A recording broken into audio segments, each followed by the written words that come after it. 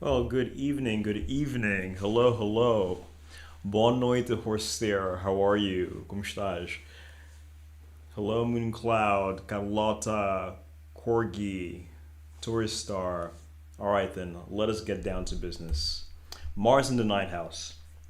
The ninth house is the house of the norms and conventions of one's culture. It is the aspect of one's culture that are imposed upon one. Let me even make this bold. This extends beyond mere socially prescribed behavior like etiquette, propriety, and customs to include the law, religion, and of course, philosophy. The ninth is also the house of collective opinion and our relationship to it. By this, we mean the opinions about society we take for granted, like women are meant to raise children or everyone should have children. The ninth is the house of one's forefathers, those who have established our culture the way we currently know it. And the planet in the ninth house tells us if we choose to follow the norms of our collective, choose to rebel against them, or choose to transform them. I hope everybody can hear me. I hope I'm not having any audio problems here. All right. Am I early? Wooleen? Wooleen. Okay. I don't think I'm early. I think I'm in the time that I usually. One expression of this Mars is the etiquette police, the person that is always pointing out to you whenever you commit a social blunder. Such a person could be fascinated by the concept of elegance and decorum, learning about these more traditional ways of behaving within society. On the other hand, you could get someone who takes gender performance very seriously, like the sort of man who believes that real men should behave a particular way and is overly critical of any man who deviates outside of that prescribed behavior pattern. Real men are alphas, real men lead. In the night, we are considered, excuse me, in the night, we are concerned, not considered. I don't know where I had my head when I wrote that. In the night, we are concerned with the ideals set out by the architects of our society, whether we choose to fulfill them or tear them down. Mars here being a malefic that interrogates, analyzes, questions, and dismantles could create a rebel, the sort of person that purposely goes against the concept of the traditional man or the traditional woman, actively campaigning against such ideals, and constantly debating and arguing with others to unlearn these concepts and recognize them as harmful. All right, then. So we're getting a little bit of an idea of the ninth house here and Mars's relationship to it. There are various houses that relate to culture. The second house relates to culture, the fourth house relates to culture, the ninth house relates to culture, and even the 11th house relates to culture, but like in different ways, right? The second house are more so like the more aesthetic aspects of your culture, and it also has to do with history, your family history, and things like that. Your fourth house also has to do with culture, more so has to do with your alignment to your maternal lineage and things like that, and it also has to do with your current, what's the word, your current living situation, like the current land that you're currently living in, the current country that you're currently living in. Whereas the second house is not necessarily the current country that you're living in, but you could bring those cultural aspects with you, the aesthetic aspects. The 11th house has to do with the culture of the people around you, right? So for example, let's say, I don't even know, let's say you are Egyptian or Lebanese, but then you move to South Korea. If you move to South Korea, the 11th house represents the South Korean culture, but your second house represents your own Lebanese or Egyptian culture, you see? But then now, what is the ninth house? The ninth house are the aspects of our culture that we are forced to follow, right? Because here's the thing: if you're Egyptian and you move to Lebanon, or wherever it is that you move to, your family may not necessarily force you to do all those traditional things. But I mean, of course, you're going to take your traditional food, you're going to take your traditional colors. Because it is still part of your identity, you can't help but to embody many of those cultural aspects, right? But now, the aspects of your Egyptian culture that are still imposed upon you might be like, for example, your father says that, I don't even know. I don't even know why I use the example of Egypt. I don't even know much about Egypt. Let's pretend like we know something about Egypt.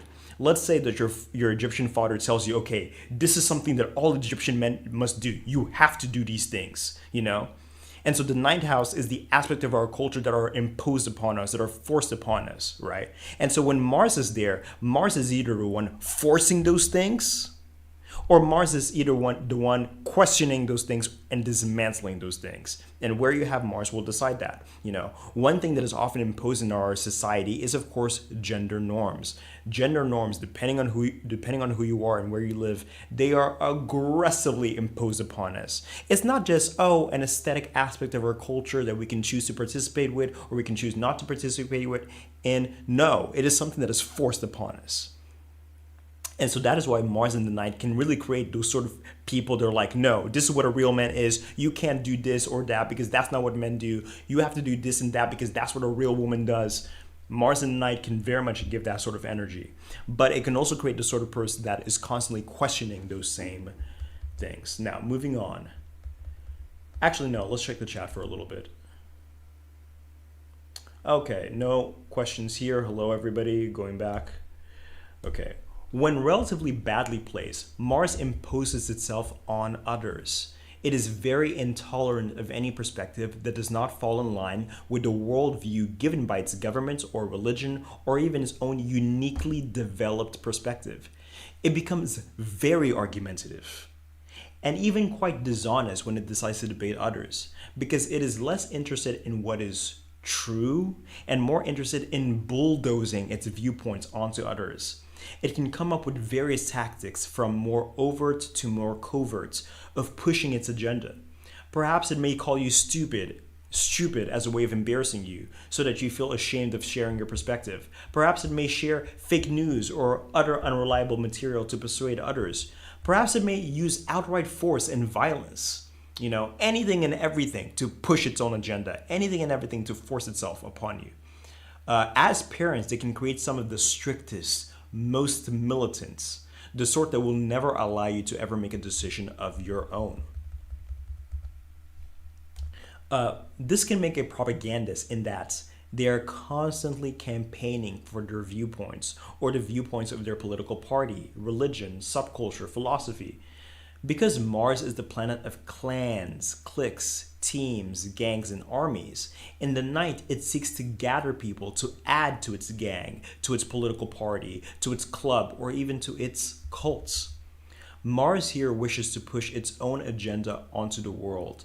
These are the people who literally construct banners and symbols to signal their allegiance to certain organizations. It could be Antifa and their symbols. It could be the swastika to show their allegiance to Nazism. Maybe it's the rainbow flag of the LGBT community. Perhaps it is the black fist to show an allegiance to Black Power movement. Maybe they like using the Christian cross as a way of demonstrating what they are aligned to. Such a Mars would also use symbols as a way of subconsciously brainwashing the masses into accepting their perspective, because symbols send subliminal messages by nature. Such a Mars may be constantly policing people and correcting them anytime they act outside of cultural norms, social etiquette, the law, their own religion, or their own philosophy.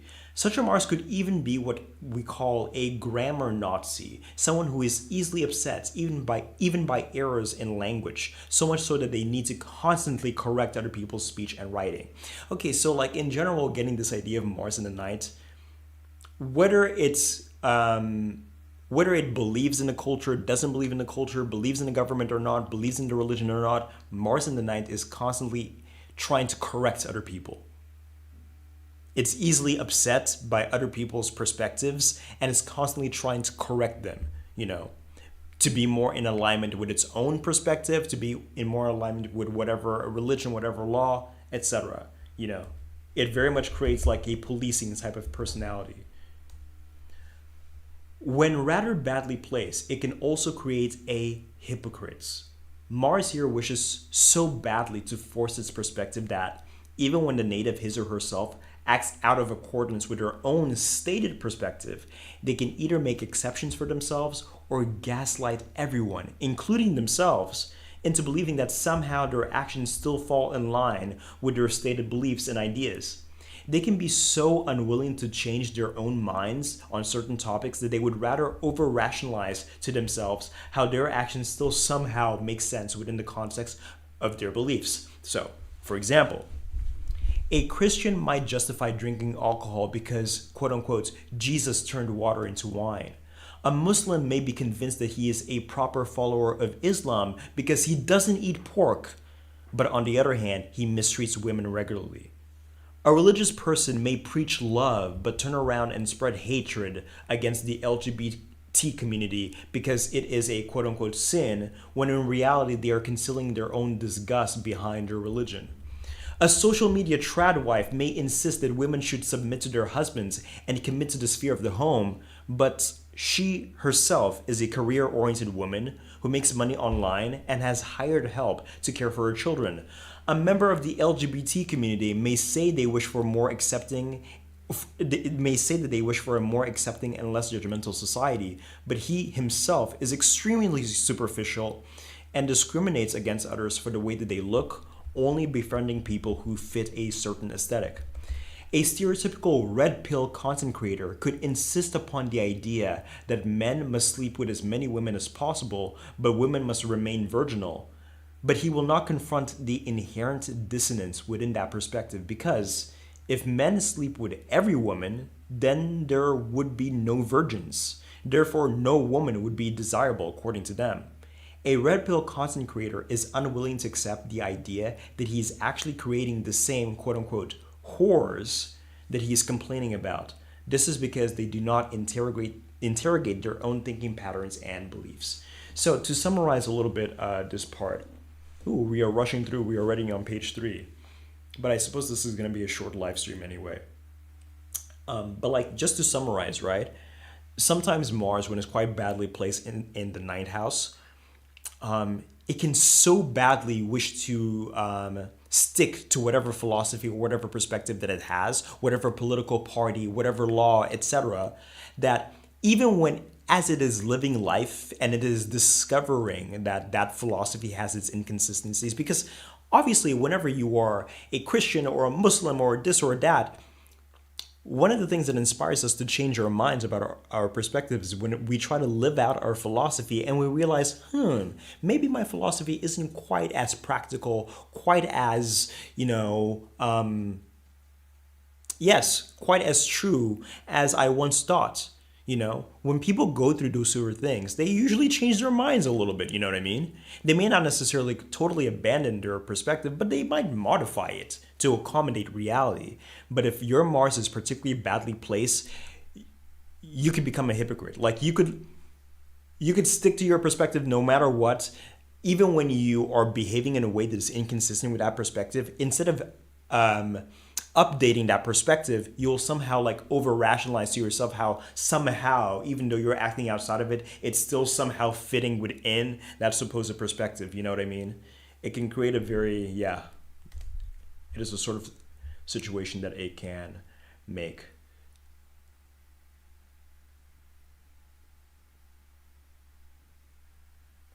You're a Brazilian living in Argentina. Okay, I'm reading the chat. Okay, interesting.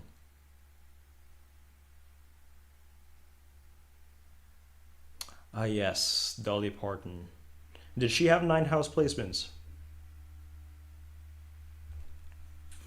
You know what I have read, Whoa Lileen? I have read that the 9th house relates to the yearning for travel. I've read that it relates to the yearning for travel. Also in my personal experiences, like studying charts and things like that, I have not really seen the 9th house really connected to actual travel. That's more so like the 12th, the 8th, the 2nd, the 7th, but maybe other people's experiences is different.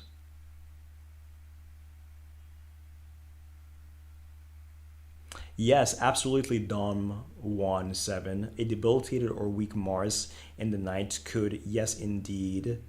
But not even necessarily a debilitated Mars would do that.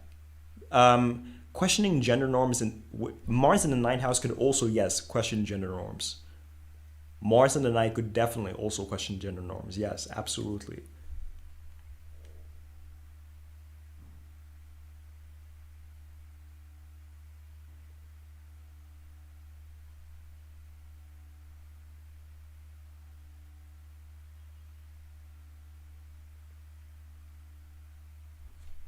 Oh, moon cloud. Okay, very interesting. You have Mars in the night.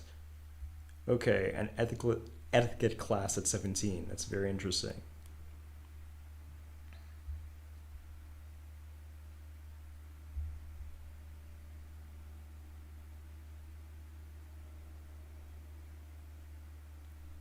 All right, let us go back.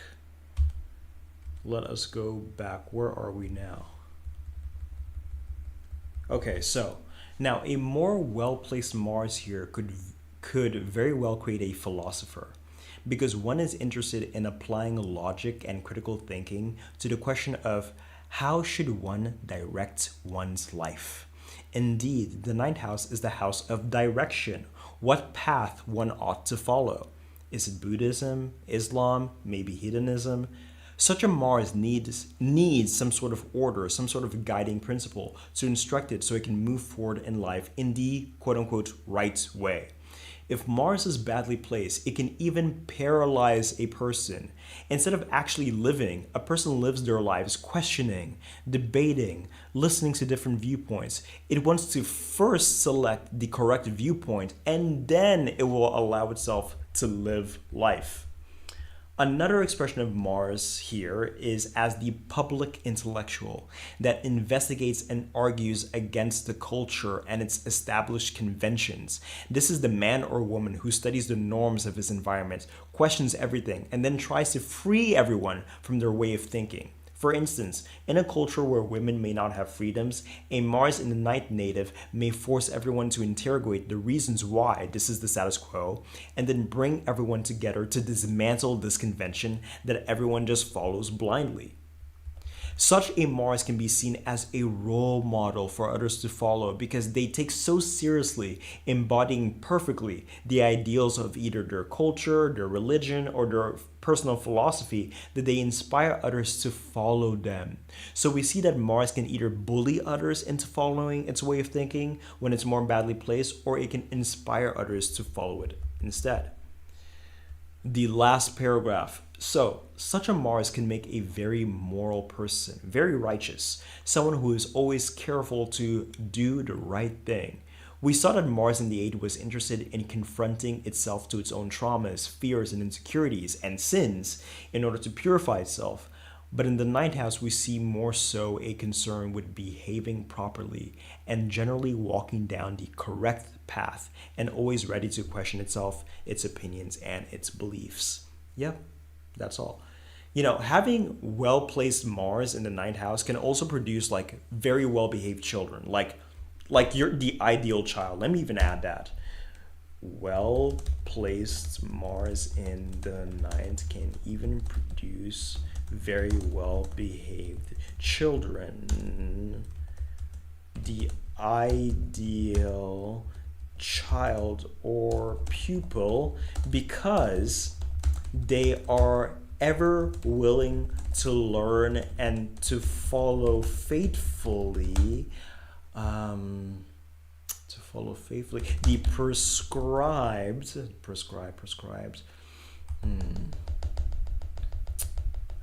How do I finish this? Because they are ever willing to learn and to follow faithfully the prescribed.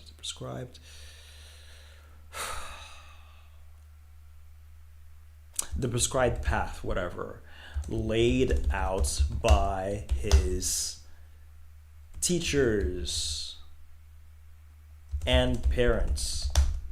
Obviously, to have a well-placed Mars also suggests that your father was very, very present and very, very imposing. He taught you a lot and etc. So that is that. Okay, 21 minutes. 21 minutes. Let us not make this the shortest stream I ever did. 21 minutes is much too short. I look forward to the chat to fill us with conversation.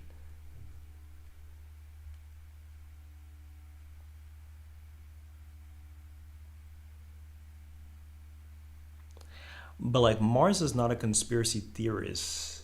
The DJQ mob. Mars in the night does not create a conspiracy theorist. But yes, Chitra Nakshatra does have a lot of that. Chitra and Mrigashira do have a lot of that questioning sort of element to them. They do, they do, they do. Really excited for Mars in the 12th. Ooh, that's still gonna take a while, isn't it? What's in my plans for the next Nakshatra video? Didn't I share this with you guys? The next Nakshatra video is most likely gonna be MAGA.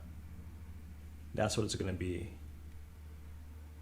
Can this placement give problems with higher education? Yeah, if it's badly placed. If it's badly placed, it can suggest that you don't graduate university. You're constantly switching universities. Yeah.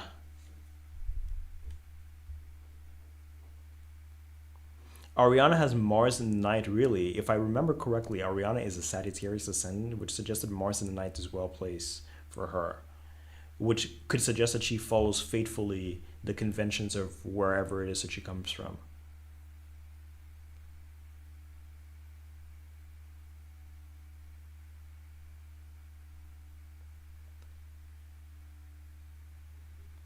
What is a T-square nightmare? You're saying that you don't think that your Mars in the ninth is well placed because it has a T-square from Saturn and Jupiter? Okay. But Mars in Pisces is generally speaking well placed. What is the best and worst house for Mars? To me, there's no such thing. But in the end, but it also depends what it is that you want in life. I think a lot of people would prefer to have relationships. If you have Mars in the seventh, that's probably not ideal for that goal. I suppose it really does depend on what your goals are. Some people like to fight. If you really like to fight, having Mars in the sixth and Mars in the eighth is a great Mars. You know? Some people are very spiritual. If you have Mars in the eighth, that's a very good Mars. Mars in the second is also a good Mars for a spiritual person because Mars is a malefic and it reduces things. The second house is a house of decadence and indulgence. And so if somebody has too many second house placements, it can be difficult for them to be a little too religious, a little too spiritual because they enjoy the material world too much. But if you have Mars in the second house, it can reduce your interest in material things, which can make being spiritual. It can make fasting easier. It can make meditating easier. It's even better if it's Saturn. Mars at 0 degrees does not have a lot of energy, and so it would not be able to accomplish its goals as well.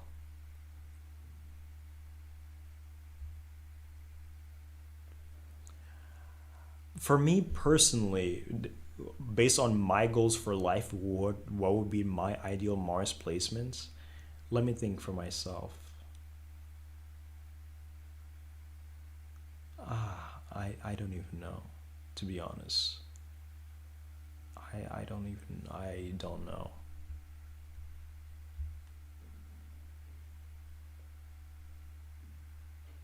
Yes, Woolileen, if you have a badly placed Mars, it can be beneficial to chant Hleem, but depending on everything else that you have going on in your chart, a different mantra may be overall better.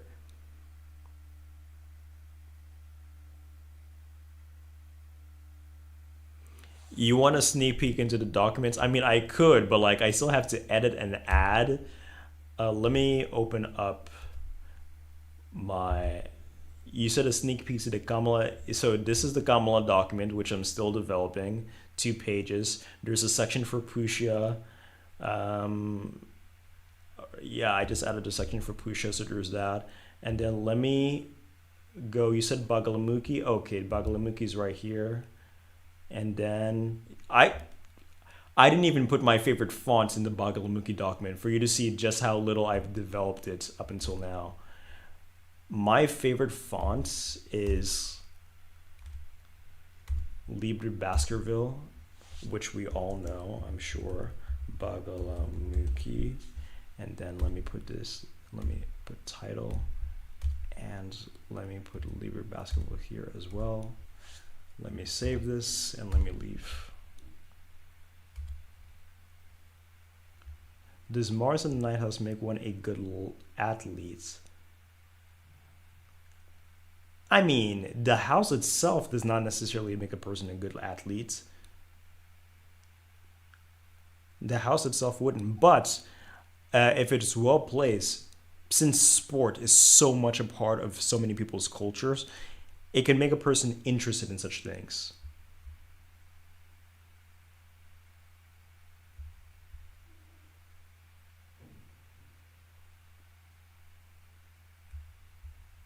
Mars in Pisces is far from terrible, Nightmare. It's well placed because Mars and Jupiter are best friends. And if you have Mars in Pisces, that means that you have a Scorpio ascendant. And so that's great, actually. It's wonderful. But you say that you've suffered a lot from paralysis in life. If you have, something tells me that it's not your Mars that is doing that, because your Mars is too well placed to cause the paralysis that you're talking about. It's probably something else in your chart. That's a very good Mars, actually. First Lord in the ninth house.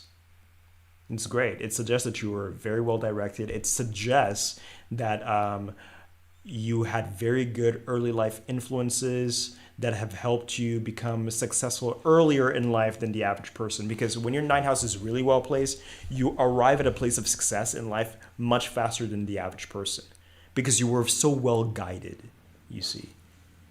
So yeah.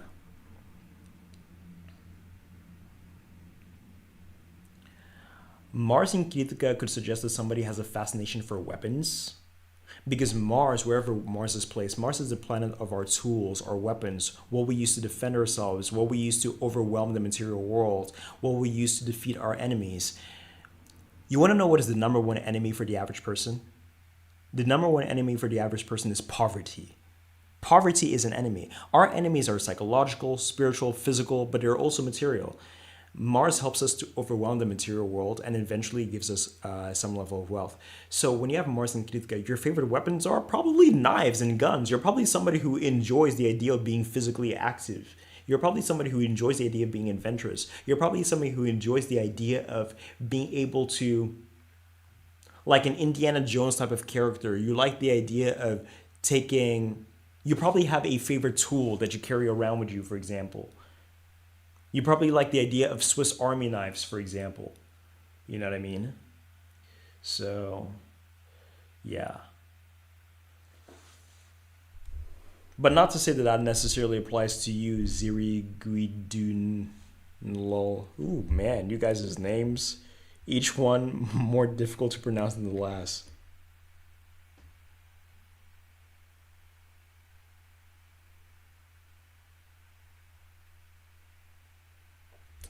So, Dom 1-7. There is a special combination in Vedic astrology called Nishbang Raj Yoga, which is essentially the reversal of debility. And some astrologers say that a debility can be so reversed that it can become better than if it were exalted. One way of reversing debility is this. If a planet is debilitated, but it is conjunct the planet that rules its sign of exaltation, then the debility is reversed. In your case, you have Mars in Cancer, which is debilitated, but the Sun exalts in Aries normally, and the Sun is also in Cancer, and it's sitting next to Mars, and so Mars's debility is reversed thanks to the Sun, and so it's basically like your Mars is not debilitated. You see what I mean? The debility has been reversed. If your Mars were debilitated, Dom 1, it could suggest that you're a person who is very introverted. You have a difficult time asserting yourself. Whenever you want to attack somebody, you do so very indirectly. You have a difficult time standing up for yourself. If it's in Pusha, it's a little bit different because Pusha is very muscular and very confrontational. But if it's in Aslesha, then it could suggest an extremely passive, extremely indirect person. Extremely passive and extremely indirect. Oh,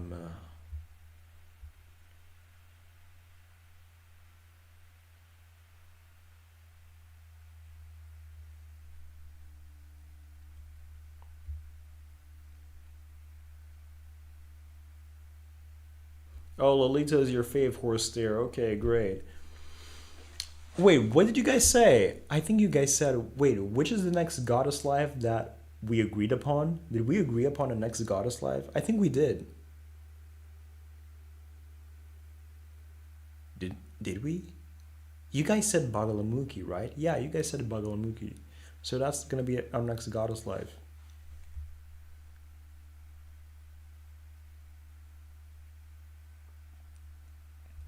Alive on the nakshatra directions. You know something? That's not such a bad idea. Like sideways downwards and upwards facing. Not such a bad idea. I'll think about it.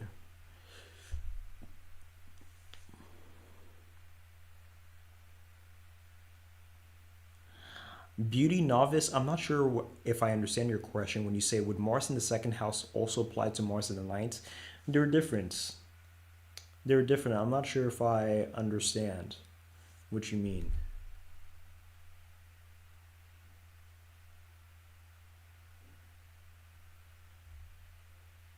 Oh, yes. Angulus pulchritudinous. Thank you. You know something? You're absolutely right. My excuse is that it's late and that I'm tired. But yes, you're right. I even had my doubts.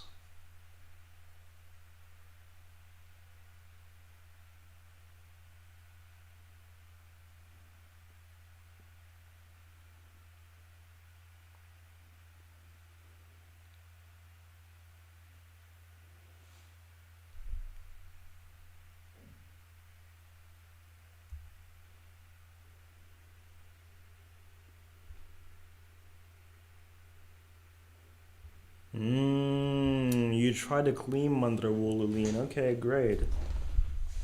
Alright. Probably the lum aspect was too heavy for you, I see. I mean, the nakshatra deities are their stories, Mooncloud, and so embodying one is the embodying the other. Like, I don't see how they're separate. They're the same thing.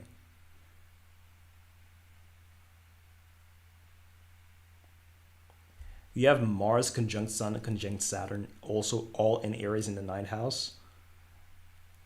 Okay.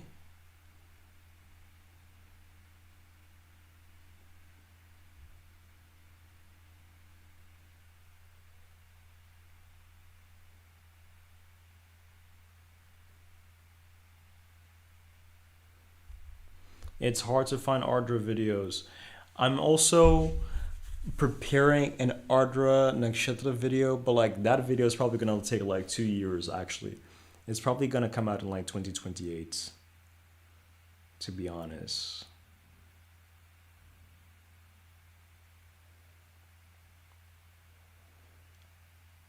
Oof, you know the problem with you asking me a question about a different planet, Corgi, is that I have to prepare my mind for that, and right now I program myself to only think about Mars in the ninth house. That's a problem. That's a problem. But actually, that's a good question. We are now in Mars in the ninth, where we're going to 10, 11, 12. What planet should I do next, you guys? What planet should I do next?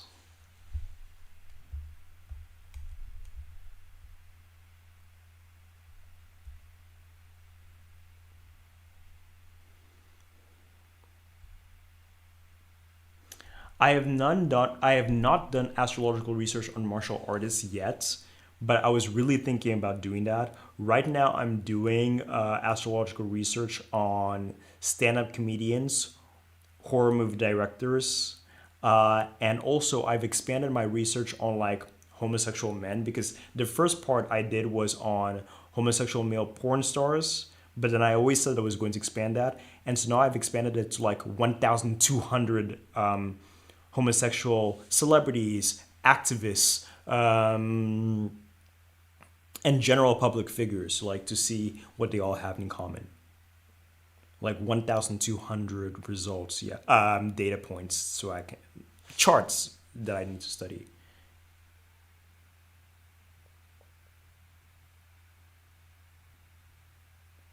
Okay, I see three Jupiters here. You know something? Let's play with this function of pull, this pull function. What planets should I do next? Jupiter. I see Jupiter for the third time. Let me correct this. Jupiter. Let's do Venus. Let's do Moon, because these are the three planets I've seen so far that you guys have talked about and that you guys have mentioned. I see K2 there. Oh, I can only do these four. Okay, fine. So we're gonna have to select among these four.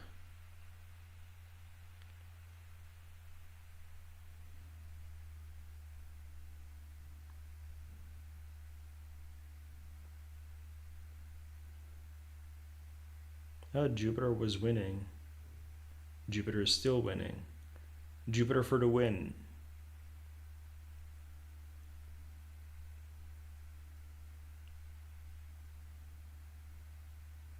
Men are autism activists. DJ drama Ooh, wow. Demeeks. DJ drama Demeeks. You're saying that men are autism advocates. Okay. Weird.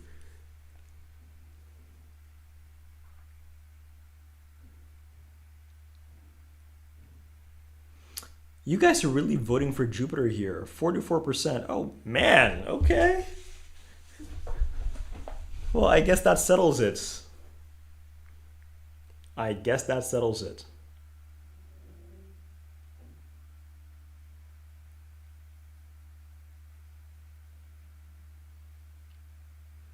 I guess that does settle it. I feel like you guys are really gonna like the Jupiter one, to be honest. And we shall study the reason why it is said of Jupiter that it is the greatest of all benefics. Really, really, really. Having a well-placed Jupiter, there's nothing like that. There's nothing like it. All right, then, let me put that down somewhere.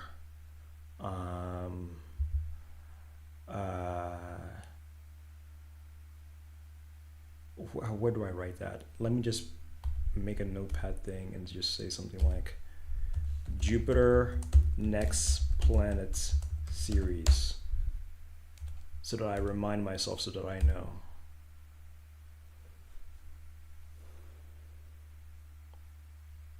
Mars and Jurassic could also give an interest in weapons, but like Mars and Kritika, a lot more than that.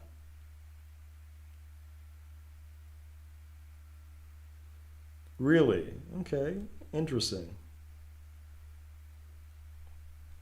All right then, Jupiter for the win.